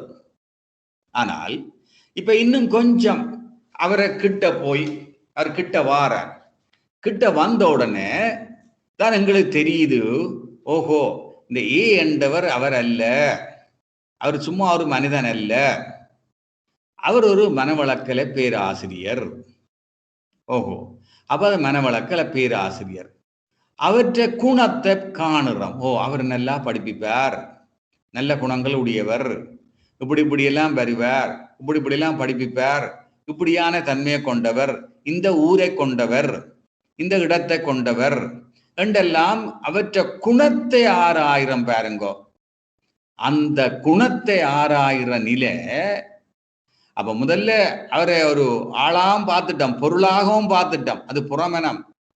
இனி அடுத்த நிலையில பொருளாக பார்த்ததோட இனி கிட்ட நுணுகி பார்த்த போல தான் தெரியுது அவற்றை குணம் விளங்குது. பொருளை பார்க்கல 5 புலன்களால மட்டும்தான் பார்த்தோம். கண்ணால பார்த்தம், காதால கேட்டம், மூக்கால மணந்தம், நாக்கால சுவைச்சம், தோலால தொட்டு பார்த்த நிலையில ஒரு மனிதன். அவ்வளவுதான் பொருட்களுக்கு. இனி இன்னும் கொஞ்சம் ஆழமா போய் அறிவு என்ற நிலையில ஆராயும் பொழுது அவற்றை தன்மை புலப்படுது, எங்களுக்கு குணம் புலப்படுது. அப்படி குணம் புலப்படுறதுக்கு அந்த நிலைக்கு சொல்றது நடுமனம். குணம் எப்படி புலப்படும்? அந்த குணம் புலப்பட வேணுமா இருந்தால் அந்த தன்மையை நாங்கள் உணர வேணும். அந்த தன்மையை உணர்றதை கண்டு அந்த தன்மையை நாங்கள் எங்கேயோ பதிஞ்சு வச்சுக்கிறோம். முன்பியோ இன்னார் இப்படியான தோற்றமுடையர், இப்படி எல்லாம் படிப்பிப்பார் என்றெல்லாம் நாங்க பதிய வச்சுக்கிறோம். எங்க பதிய வச்சிருக்கிறோம்? மூளையில பதிய வச்சுக்கிறோம். அப்ப அந்த மூளையில பதிஞ்சது வெளியில வந்து இப்ப எங்களுக்கு அகக்காட்சியாக நிக்குது. ஓ, இன்னார் இப்படியான பேராசிரியர், இப்படி எல்லாம் படிப்பிப்பார், இப்படி எல்லாம் குணத்தை கொண்டவர், இப்படி என்று நினைக்கிறோம். இதுக்கு பேர் நடுமனம். சரி, இப்ப இன்னும் வேற கொஞ்சம் இன்னும் ஆழமா போடுறோம். இன்னும் கொஞ்சம் பேருக்குள்ள ஆழமா பார்த்தோமா இருந்தால், இப்ப நாங்கள் என்ன பார்த்துட்டோம்? தோற்றமா பார்த்துட்டோம். முதல்ல பொருள் வயப்பட்ட நிலை, புலன்களால நடக்கிற விஷயம், பொருள் வயப்பட்ட நிலை. இனி கொஞ்சம் ஆழமா போய் பார்த்தால் அவற்றை தோற்றத்தையும் பார்த்து குணத்தையும் பார்த்து விட்டோம், தன்மையை பார்த்து விட்டோம். அறிவு ஆல பார்க்கிறோம், பார்த்தாச்சு. இன்னும் கொஞ்சம் ஆழமா போறோம். ஆழமா போனால் இவர் பேச பேச பேச பேச பேச எங்களுக்கு என்ன தெரியுது, அவர் ஒரு மனிதர் அல்ல, அவர் அணுக்கூட்டம். அணுக்கூட்டம் பேசுது என்று ஆழமா போய் பார்க்கிறோம். அணுக்கூட்டம் தான் பேசி இருக்கு. அவரை நான் கதை கேட்கல, அந்த அணுக்கள் தான் கதைக்குது. இதெல்லாம் அணுக்கள் இந்த தொகுப்பாக இவர் இருக்கிறார். இப்படி பார்க்கிறோம். இது ஒரு நிலை. இன்னும் கொஞ்சம் ஆழமா போய் பார்க்கிறோம். ஆழமா போய் பார்த்தால் சிந்தனை செய்ய செய்ய செய்ய இப்ப அவர் எங்களோட பேசுறார். அவர் பேசினா நாங்கள் இப்ப அவரை என்னவா பார்க்கிறோம்? அணுவா பார்க்கிறோம், இறைத்துவளா பார்க்கிறோம். பார்த்தா என்ன பேசுது? இப்ப எங்களுக்கு இறைவனே பேசுறது போல எங்களுக்கு கேட்கும். இறைவனே பேசுற மாதிரி தெரியும். பேராசிரியர் பேசுற மாதிரி இல்லை. ஆழமா போனோன்னு நோகம், அவர் பேராசிரியர் அல்ல, அது உடல் அல்ல, அது பஞ்சபூதம் அல்ல, அது விண்ணுக்கு மூலமான அந்த இறைத்துகள். அதுக்குள்ளும் பார்க்க இன்னும் உள்ளுக்கு போனமா இருந்தால் இறைத்துகள் அல்ல அப்பா, அதுக்கு மூலமாக இருக்க அந்த இறைவனே அவன் இந்த வார்த்தை மாதிரி எனக்கு கேட்குதே அவர் பேசுறதெல்லாம். இப்படியெல்லாம் ஆழமாக நிற்கிறது எதுவோ, எந்த மனம் எதுவோ அந்த மனத்துக்கு பேர் நடுமனம், அடிமனம். அப்ப இது எப்ப? இது அறிவு நிலையில வந்த நிலை. அப்ப முதல் பொருள் வயப்பட்ட நிலையில எங்களுக்கு புலன்களால பார்த்து ஒரு பொருள் அண்டு மட்டும்தான் எங்களுக்கு தெரியுது. ஆனால் அதை கொஞ்சம் ஆழமா போய் பார்த்தா குணத்தையும் பார்க்கிறோம், தன்மையையும் பார்க்கிறோம். அப்படி குணத்தையும் தன்மையையும் பார்க்கல அது குணவயப்பட்ட நிலை. அது பொருள் வயப்பட்ட நிலை புறமனம், குணவயப்பட்ட நிலை நடுமனம், சித்தம் என்று சொல்றது. குணவயப்பட்ட நிலை அது எப்படி இயங்கும்? மூளையிடமாக கொண்டு இயங்கும். நடுமனம் மூளைய இயக்ககளமாக கொண்டு இயங்கும். இனி அது அது அறிவாக நாங்கள் பார்க்கும் பொழுது அது விண்ணாக, இறைத்துகளாக, இறைத்துகளின் கூட்டாக, விண்ணின் கூட்டாக, பஞ்சபூதத்தை கடந்த நிலையில அங்கே இறைவனே தான் இருக்கிறான் என்ற நிலையில பார்க்கும் பொழுது அது அறிவு வயப்பட்ட நிலை. அப்ப பொருள் வயப்பட்ட நிலை புறமனம், குணவயப்பட்ட நிலை நடுமனம், அறிவு வயப்பட்ட நிலை அடிமனம். மாதிரி சொல்றார், ஐம்புலன்களினால் உலகனத்தை தொடரும் பொழுது உன் அறிவினை புத்தி புறமனம் ஈதே. ஐம்புலனை கடந்து முன் உணர்ந்தவற்றை அறிய அது சித்தம், நடுமனம் ஈதாகும். ஐம்புலனை அறிந்தவற்றை கடந்து நுண்ணணுவானால், அங்க போட்டோம், விண்ணுக்கு போட்டோம், இறைத்துவழு போட்டோம், அகங்காரம் அடிமனம் காண். வடிவா கேளுங்க. ஐம்புலனை அறிந்தவற்றை அணுவை தாண்டி ஆதிவழி நீயானால் அறிவே தெய்வம். தெய்வத்தை கண்டம். அப்ப அவரை எப்படி காண்றோம்? பேராசிரியரை தெய்வமா காணுறோம். எது காணுது? இந்த அறிவு காணுது. அப்ப முதல் புறமனமா நின்றது, நடுமனமா நின்றது, அடிமனமா வந்துட்டு. இதான் நாங்க தவத்திலும் செய்கிறோம். புறமனமா இருந்து நடுமனத்துக்கு வந்து அது அடிமனத்துக்கு போனோடனே அடிமனத்திலே தெய்வ நிலையை உணர்ந்து விடுவோம். இதை நாங்கள் அடுத்த முறை ஆழமா பார்ப்போம். அப்ப புறமனம்ன்றாரு சிம்பிளா நான் உங்களுக்கு விளங்கப்படுத்தி கிடக்கு. அது நாங்கள் அடுத்த முறை கொஞ்சம் ஆழமாக அதை நாங்கள் பார்க்க இருக்கிறோம். அப்ப புறமனம்ன்றா என்ன? பொருள் வயப்பட்ட நிலை. பொருளை பொருளாகவே பார்க்கிறது, அது பொருள் வயப்பட்ட நிலை. பொருளை பொருளாக பார்க்கிற, பொருளை பொருளாக எப்படி பார்க்கல? 5 புலன்களினாலதான் பார்க்கிறது. 5 புலன்களால பார்க்கிற.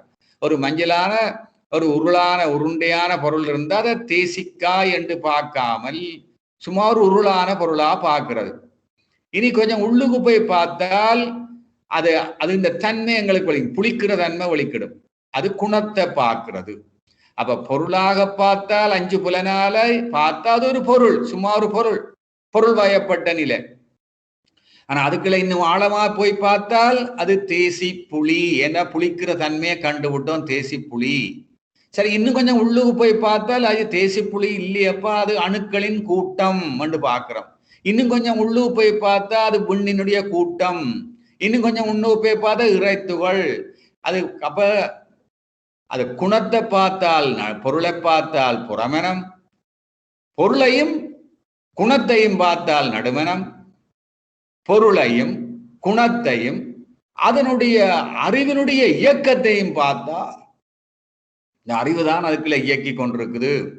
அறிவுதான் அதுவாக இருக்குது. அந்த இரண்டுல தான் அறிவாக இருக்குது. அப்ப நாங்க அறிவாக பார்க்கிறோம். அப்படி பார்த்தால் அதுக்கு பேர் அடிமனம். அப்ப நாங்கள் அஞ்ஞானத்தால பார்க்கலாம், விஞ்ஞானத்தால பார்க்கலாம், மெஞ்ஞானத்தால பார்க்கலாம். அஞ்ஞானத்தால பார்த்தால் ஒரு பொருள் வயப்பட்ட நிலை புலன்களால அஞ்ஞானம். விஞ்ஞானத்தை பார்த்தா விண்களின் கூட்டா தெரியுது எங்களுக்கு. அது இன்னும் கொஞ்சம் உள்ளு போய் பார்த்தா மெய்ஞானத்தால மெய்ப்பொருள் தான் அப்படி இருக்கிறது என்று நாங்கள் புரிந்து கொள்கிறோம் என்றதை நாங்கள் இப்ப விளங்கிக் கொண்டு புறமனம் புத்தி, நடுமனம் சித்தம், அடிமனம் அகங்காரம் என்று வேதாத்திரி மகரிஷி விளங்கப்படுத்துறதை நாங்கள் இன்றைக்கு விளங்கிக் கொண்டிருக்கிறோம். அப்ப நாங்கள் இன்றைக்கு என்ன பார்த்தோம்? முக்கியமாக பஞ்சகோஷங்கள் பற்றியும் மனதினுடைய இயங்குற 3 நிலைகள் பற்றியும் நாங்கள் இன்றைக்கு பார்த்திருக்கிறோம். அப்ப இப்ப இதுவரைக்கும் இதை நாங்கள் விளங்கி கொண்டோம். இனி அடுத்த வகுப்பு, அடுத்த சிந்தனை உரையில இந்த 3 மனத்தை பற்றியும் கொஞ்சம் ஆழமா பார்த்து அதுக்கு பிறகு இன்பம், துன்பம், அமைதி, பேரின்பம் என்ற நிலைக்கு செல்ல இருக்கின்றோம். நீங்க உங்களுக்குள்ள அந்த பவர் பாயிண்ட் கிடைச்சிருக்கும். இதை நான் நல்ல தெளிவாக இந்த பவர் பாயிண்டை தயாரிச்சிருக்கிறேன். சும்மா வாய்ச்சாலே விளங்கக்கூடிய மாதிரி நான் தயாரித்திருக்கிறேன். நீங்கள் அதையெல்லாம் நீங்க போட்டு பார்த்து கேட்டு அடுத்த முறை வரும் பொழுது உங்களுடைய சந்தேகங்களோட வரலாம் என்று கூறிக்கொண்டு, இப்படியான அருமையான ஒரு வாய்ப்பை எனக்கு அருள் தந்த கனடா மனவளக்கலை மன்ற தலைவர் ஐயாவுக்கும், தலைவர் ஐயாவுக்கும், மற்ற அரங்காவலர் அனைவருக்கும் நன்றியை கூறிக்கொள்வதோடு இந்த நிகழ்ச்சியை இவ்வளவு பொறுமையாக இருந்து கேட்டுக்கொண்டிருக்கின்ற உங்கள் அனைவருக்கும் என்னுடைய வாழ்த்துக்களையும் நன்றிகளையும் தெரிவித்துக் கொள்ளுகிறேன். வாழ்க வளமுடன். அடுத்த முறை நாங்கள் தொடர்ந்து இப்படி மனம்ன்றது இந்த அடிப்படையான விஷயங்களை சொல்லிக் கொண்டு போறோம். நீங்கள் இவற்றை பற்றி நீங்க புரிந்து கொண்டீர்கள், ஆனால் மனத்தை பற்றி நல்லாக நீங்க விளங்கிக் கொள்ளலாம். இது ஒரு முக்கியமான மனவளக்கலையில மனத்தை பற்றி விளங்குறதா முக்கியம். வேறு பேராசிரியர்கள் வெவ்வேறு விதமான விளக்கங்களை கொடுப்பார்கள். நாங்கள் எங்களுக்கு இந்த டிப்ளமா, அட்வான்ஸ் டிப்ளமாவில நாங்கள் எப்படி இதை பற்றி எல்லாம் விளங்கப்படுத்துறோம் என்ற மாதிரி நான் உங்களுக்கு அடிப்படையான விஷயங்களை மிக இலவாக விளங்கக்கூடிய முறையில சொல்லிக் கொண்டு போகின்றேன். இனி உங்களுக்கு ஏதாவது விளக்கங்கள் தேவையா இருந்தால் நீங்கள் என்னிடம் கேள்விகளை கேட்கலாம். முடிந்த வரையில எனக்கு தெரிந்த அளவுல நான் உங்களுக்கு பதில் சொல்லுவேன். வாழ்க வளமுடன். நன்றி ஐயா. வாழ்க வளமுடன். சிவசங்கரம் ஐயா, நன்றி ஐயா. வாழ்க வளமுடன். மிக்க நன்றிகள் ஐயா. தொடர்ந்தும் சொல்ல தேவையில்லை. அற்புதமான சிந்தனை உரையை பாலசுப்ரமணியம் ஐயா அவர்களுக்கு தந்திருக்கின்றார்கள். நேரம் போய்கொண்டிருக்கின்ற காரணத்தால் நான் அதிக நேரம் எடுக்காது உடனடியாக கேள்வி பதில்களுக்கு செல்வோம். பழனியப்பன் ஐயா. ஐயா வணக்கம். எப்பவும் போல ரொம்ப அருமையான விளக்கங்கள் அண்ட் பேச்சு. இதுவரைக்கும் இந்த அன்னமய கோஷம், மனோமய கோஷம், பிராணமய கோஷம், விஞ்ஞானமய கோஷம்னு நிறைய தரம் கேள்விப்பட்டிருக்கிறோம். ஆனா யாரும் இவ்வளவு அருமையா விளக்கம் கொடுத்தது இல்லையா? அதுவும் நீங்க திரும்ப திரும்ப முதல் தரம் கூட ரொம்ப சந்தேகமா இருந்தது. நீங்க அதை திரும்ப திரும்ப சொல்லி நல்லா மனசுல பதிய வச்சிங்க. ரொம்ப நன்றி. இப்ப இவ்வளவு நேரம் உங்களோட பேச்சை கேட்டதுல இருந்து இப்ப கடைசியா முடிவு நம்ம ஆனந்தமய கோஷம் போகணும் அப்படிங்கிறது தெரிஞ்சிருச்சு. அதுக்கு துரியாதீத தவம் பண்ணணும்னு சொன்னீங்க. சோ இப்ப தவம் ஒண்ணுதான் கடைசி முடிவாயா? நம்ம இப்ப இவ்வளவு பிராக்டிஸ் பண்ணாலும் தவத்தை திரும்பி திரும்பி திரும்பி பண்ணினாதான் அந்த ஆனந்தமய கோஷம் போகலான்னு சொல்றீங்களா? வேற வழி இல்லையா? அந்த கோஷம் என்ன, நாங்கள் அந்த அறிவினிலேயே நாங்கள் மாற்றிக்கொண்டு உடல் வரையில இருக்கிறத மனத்துக்கு கொண்டு போகணும், மனதுல இருக்கிறத உயிருக்கு கொண்டு போகணும், உயிரில இருக்கிறத அந்த பிரபஞ்சம் வரைக்கும் கொண்டு போகணும், பிறகு மூல நிலைக்கு போகணும். வேற வழி இல்லை தானே ஐயா? இந்த எல்லா மார்க்கங்களும் இதைத்தான் சொல்லுது. வேற வழி இல்லை எங்களுக்கு. முன்னாடி நம்மளுக்கு உயிர்னா என்ன, விண்ணுன்னா என்னன்னுலாம் தெரியாதையா. இப்ப நம்ம மனவள கடைக்கு வந்ததுக்கு பிறகு இந்த எல்லா பேராசிரியர்களோட பேச்சையும் திரும்ப திரும்ப கேட்கறதுனால ஓரளவுக்கு புரிதல் வந்திருக்கு. உயிர்னா ஓ என்ன, விண்ணுன்னா என்னன்னு புரிதல் வந்துருச்சு. ஆனா ஓ அது பத்தாது இல்லையா? ஓ அப்ப உங்களுக்கு என்ன தேவை என்று கேட்கிறீங்கள்? ஆமா. அதாவது நமக்கு புரிதல் வந்துருச்சு. அது மட்டும் பத்தாதா? திரும்ப ஆனந்தமய அது கோஷம் பத்தாது போறதுக்கு பத்தாது பத்தாது. நீங்கள் இப்ப உணர்வாக பெற வேணும் ஐயா. நீங்கள் எல்லாம் இப்ப இது எல்லாம் இப்ப நீங்க இப்ப தியரியா தானே படிக்கிறீங்களா ஐயா? இனி தவத்துல போனா தானே உணரலாம். இப்ப நாங்கள் உயர நாங்க சொல்றோம் ஆக்ன தவம் செய்யும் பொழுது நீங்கள் ஆக்னா சக்கரத்துல உணர்றியல், துரியத்துல உணர்றியல். அப்படி உணர்ந்தா தானே தெரியும். அதே மாதிரி இந்த பிரபஞ்சத்திலேயும் போய் அதை உணர வேணும். பிரபஞ்சத்திலேக்கு அந்த விண்ணை உணர வேணும். பிறகு சுத்த வழியில போய் விண்ணுக்கு மூலமான அந்த சுத்த வழியை உணர வேணும். உணர்வாக பெறவில்லை வேணும். அதுக்குத்தான் தவம். இப்ப நாங்க இதெல்லாம் தத்துவங்கள் தானே, தத்துவ விளக்கங்கள் மட்டும் போதாது தானே. அப்புறம் நாங்கள் அது பயிற்சிக்கு போயிடுவோம். இப்ப எங்களுக்கு தெரியுது.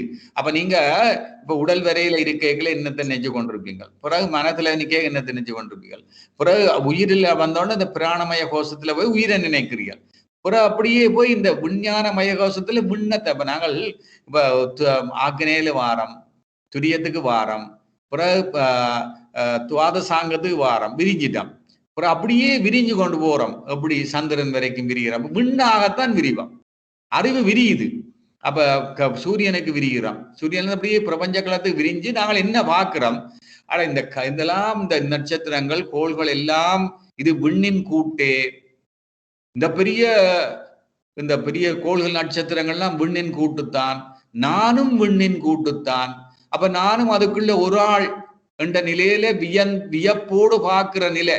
அந்த விண் கூட்டத்துக்கும் இந்த சிறிய நான் என்ற விண் கூட்டத்துக்கும் உள்ள தொடர்பை பார்த்து வியந்து நிற்கிற ஒரு நிலை. அதுதான் அந்த சக்தி களத்தவம் என்ற. அதையெல்லாம் தாண்டி போய் நாங்கள் சிவகளத்துக்குள்ள போய்க்குள்ளதான் தெரியுது அது ஒன்றுமே இல்லை, அதுதான் நான் தான் அது என்று உணர்ந்து கொண்டு நிற்கிற நிலை. அப்ப ஒவ்வொரு நிலையிலும் நாங்கள் உணர்ந்து கொண்டு போறோம். அப்படி தவத்தை நீங்கள் அப்படி செய்யணும். தவம் செய்யல அப்படி விரியணும். விண்ணாக விரிஞ்சு கொண்டு போங்க. அறிவு விரிஞ்சு கொண்டு போகுது.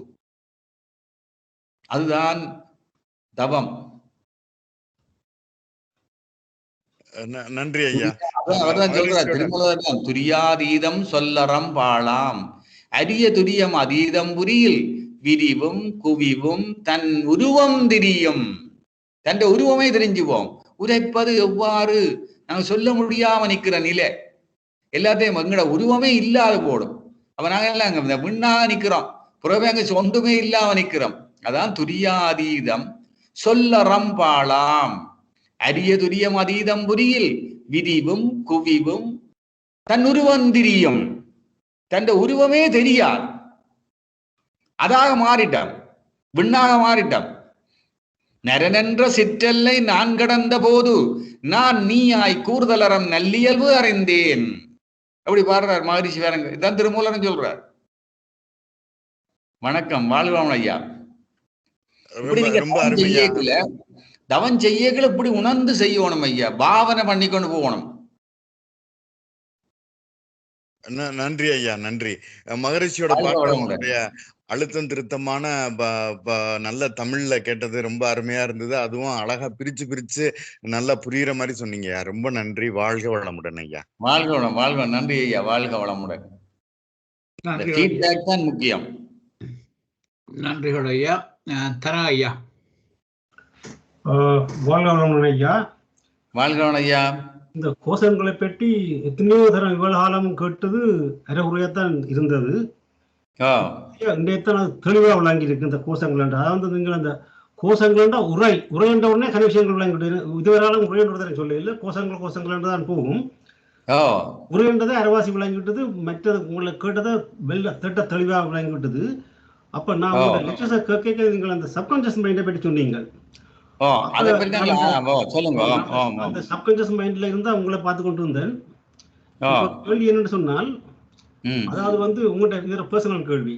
அதாவது ஒரு பக்கம் உங்கள்கிட்ட குடும்பம், உங்கள்கிட்ட ப்ரொஃபஷன், வேதாத்திரிய இந்த சேவைகள் எல்லாம் படிவா எனக்கு இந்த நீங்கள் இந்த லெக்சர் பண்றதுல இருந்து எல்லாம் கிளியரா செய்யறீங்க.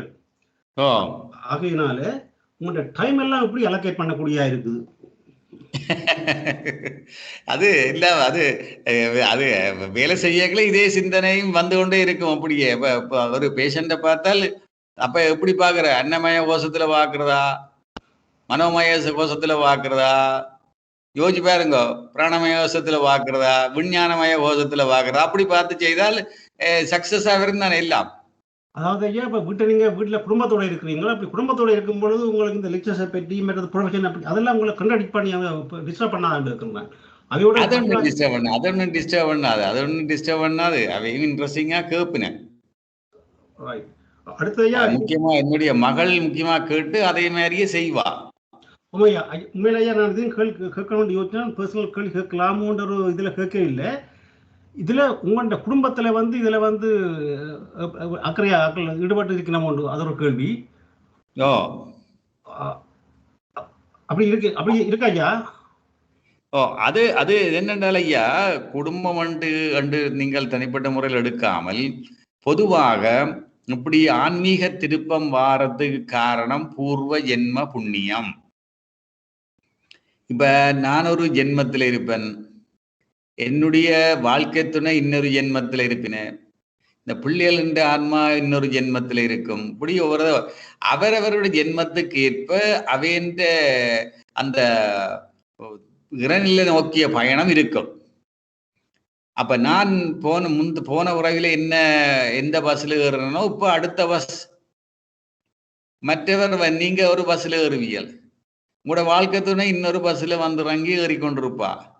அது இந்த முறை இப்ப இங்க சேர்ந்திருக்கினிய ஒழிய அது வெவ்வேறு பூர்வ ஜென்ம புண்ணியத்துக்கு ஏற்ப போய்கொண்டே இருப்பினேன். இப்ப இந்த செய்திகளை கேட்டு அவர்களுக்குள்ள ஒரு விழிப்புணர்வு வந்தால் அவையும் பஸ்ல ஏறுவினேன், இல்லாட்டா அடுத்த பஸ்ல வர வேண்டியா. அருமையான ஐயா, அருமையான பதில் ஐயா. நல்ல ஒரு திருப்தியான பதில். காரணம் என்னன்னு சொன்னா, இந்த பிள்ளைகள் இந்த வைஃப் எல்லாரையும் இந்த ஆலியார் வரையும் கொண்டு போனான். ஆனால் அதுல ஒரு மகள், 2வது மகள் இப்ப என்னோட இருக்காள், அவள் அந்த மெட்டியம் செய்தது. அவள் கொஞ்சம் இதில் ஈடுபாடாக பார்க்கிறாள். இந்த வைவாக்களுக்கு எல்லாம் செய்து பார்த்துட்டேன், அது அவைன்ற போக்கெல்லாம் போயினோம். அப்ப என்னடா இவ்வளத்துக்கெல்லாம் மினக்கட்டு கொண்டு வந்தது என்று சொல்லி ஒரு ஆதங்கம் ஒன்று இருந்தது. நீங்கள் சொல்லும் போது மனதில் ஒரு திருப்தி அளிக்கிறது ஐயா. வாழ்க வளமுடன். அது அந்த இப்படியான அந்த ஆன்மீக திருப்பங்கள் இப்ப பட்டினத்தாருக்கு பாருங்கோ எப்படி திருப்பம் வந்தது, புத்தருக்கு எப்படி திருப்பம் வந்தது, இயேசு மகானுக்கு எப்படி திருப்பம் வந்தது, ஆதிசங்கருக்கு எப்படி வந்தது, விவேகானந்தருக்கு எப்படி வந்தது, அதெல்லாம் அவருடைய பூர்வ ஜென்மத்தின் படிதானையா எல்லாம் நடக்கும். நாங்கள் அவையே குறை சொல்லக்கூடாது, ஆனால் அதுக்குரிய வழிவகைகளை நாங்கள் ஏற்படுத்தி கொடுக்கணும். அந்த வழிவகை ஏற்படுத்த அந்த வழிவகைகளை அவைகளுக்கு அதை பிடித்து கொண்டு மாறது. சிலர் இப்ப சிலர் ஈடுபாடு இல்லாமல் இருப்பின, அப்புறம் பிற்காலத்துல பெரிய ஆழமா போய்கொண்டு இருப்பினேன், அது சொல்ல முடியாது. உண்மை ஐயா, அதுல கணக்கு விஷயங்கள் ஐயா. மிகவும் நன்றிகள் ஐயா, மிகவும் தெளிவான பதில் ஐயா.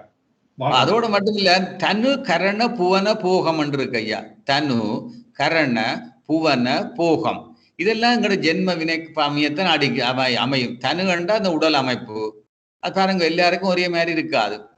இந்த கரணம் மனம் புத்தி சித்தம் அகங்காரம் அந்த கரணங்கள் ஒவ்வொருக்கும் வேறுபடும். புவனம் நீங்க யாழ்ப்பாணத்துல பிறந்து இப்ப கனடால இருக்கிறீர்கள், ஏன் அப்படி? போகம்ண்டா என்ன? எல்லா சொத்து பத்து இருக்கு, எல்லா காசு எல்லாம் இருக்கு, பணம் இருக்கு, ஆனால் ஐஸ்கிரீம் குடிக்க இயலாது. ஏன் டயபிட்டிஸ்? அதுதான் உங்க பூர்வ ஜென்ம புண்ணியம். தனு கரண புவன போகம் இது அவனுடைய பூர்வ ஜென்ம புண்ணியத்தை பொறுத்தது. இல்லாட்டா என்ன சொல்லலாம், பெற்றோர் செய்த புண்ணியம் தான் பிள்ளைகளுக்கு, அப்படி சொல்லலாம். இதை மறந்து போகக்கூடாது. தனு கரண புவன போகம். வாழ்க வளமுடன். வாழ்க வளமுடன் ஐயா. நன்றியா. நன்றிகள் ஐயா. சிதம்பரம் ஐயா.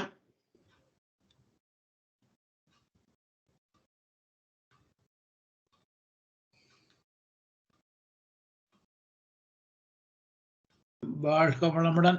சிதம்பரநாதன் ஐயா கையெழுத்திருக்கீங்க. ஓகே, வாழ்க வளமுடன் ஐயா.